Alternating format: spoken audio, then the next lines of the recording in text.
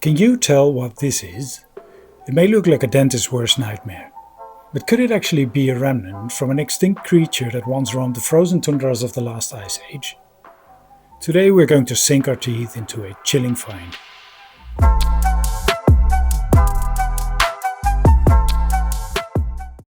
Welcome to Small Things Big, where we uncover small objects that tell unexpectedly big stories with your help. Today's story begins with a curious find on the Maasvlakte beach in the Netherlands. Not a human artifact this time, but the remains of a creature that once wandered the frozen steppes alongside our ancestors. We got it figured out and the result was, let's just say, chilling.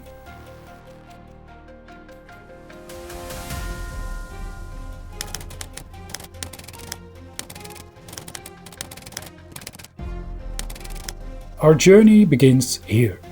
Recognize those strange white lines cutting through the water? That's a fleet of kite surfers showing off. Artistic scenery, right? This is the Maasvlakte, one of the latest examples of Dutch land reclamation, built as an extension of the port of Rotterdam, which was for a long time the largest seaport in the world. While it's home to just a handful of residents, it's a daily hub for tens of thousands of people. An international artery for trade, energy and goods. But as you'll soon see, its modern purpose hides a much deeper history. The port of Rotterdam has been Europe's gateway since the 15th century, thanks to its position at the mouth of some of Europe's great rivers. Over time, it stretched further and further towards the sea.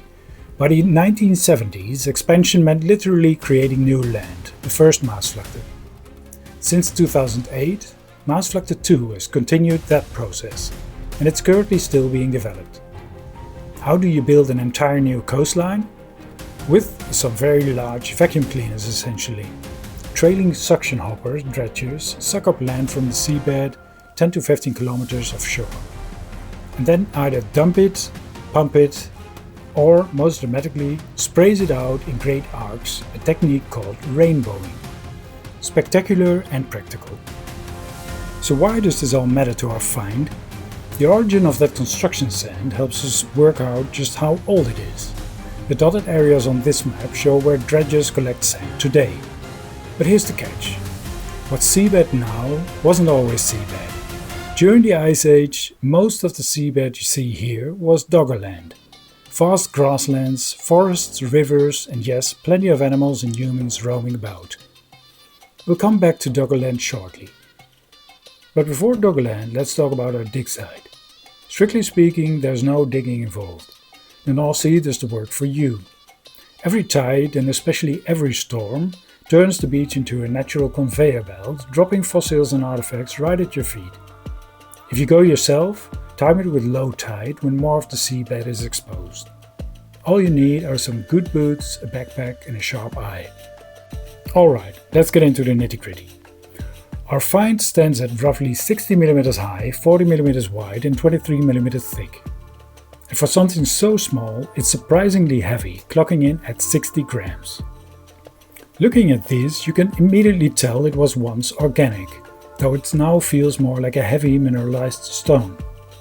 But the most striking feature is this thick, bumpy layer on the outside. It looks almost decorative, like enamel that got carried away. This isn't a flaw, it's a crucial clue. It's what helped us solve the mystery of what this thing is. If you're enjoying this video, please hit the like button and subscribe to the channel. It's completely free and it's the best way to help our videos reach a wider audience. Thanks a lot for your support. Right away we knew we had found an animal tooth. Let's quickly break down some basic dental anatomy using a human tooth as a reference. You can see our tooth's roots are missing, likely snapped off when the dredger's vacuum pumps sucked it up like a cannonball. But the crown is perfectly preserved, and it's a monster. Its most striking feature is how incredibly tall it is, a telltale sign of the kind of tough foods this animal ate. In fact, this one feature actually gave the animal its scientific name. We'll be revealing that soon, so stick around. While most animal teeth have smooth enamel, ours is incredibly thick and bumpy, a unique clue we'll get back to. But since the roots have broken off, we get a spectacular glimpse inside. You can see the perfectly smooth surface of the cavity where the pulp once carried blood vessels and nerves. The multi-layered walls are a testament to the sheer strength of this tooth. And check out these marks on the sides. You can actually see where the adjacent teeth once sat. Because the Maasvlakte beach sits at a river delta, we couldn't just assume this was ancient. For all we knew, it could have been a cow's last molar washed downriver. So step 1, fossil or not? Paleontologists usually look at 4 main things: color, texture, weight, and signs of age and weathering. The species itself and where it turned up also add context. First, color. Fossilized teeth usually darken over time, greys, browns, even black, thanks to absorbed minerals from the surrounding sediment. Most living animals have bright white teeth, apart from a few exceptions like gorillas, sea lions, and rather unfairly, sloths. Compare this with a modern horse tooth and you'll see the contrast immediately. Next, texture. Fossilized teeth are usually smoother and more polished, nature's way of buffing them over the millennia. Ours, though, is a bit of an oddball. That bumpy outer layer we noticed earlier, it doesn't fit the textbook example.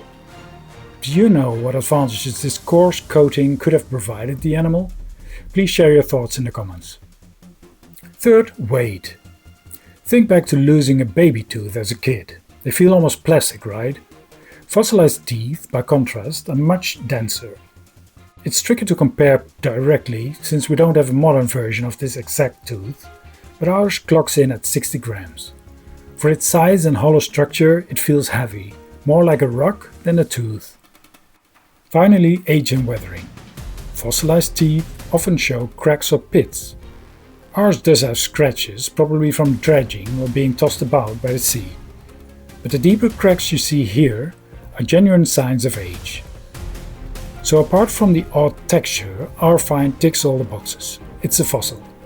The next question, the fun part, is whose tooth was it? So we've now solved the first mystery. Our find is an authentic fossilized tooth, surviving thousands of years beneath the North Sea sands. But the biggest question remains, what kind of creature could it possibly have belonged to? The answer will reveal a lost world right under today's busy shipping routes. Click on this link to watch part 2, where we reveal the beast behind the tooth and uncover its intriguing story from the Ice Age to extinction.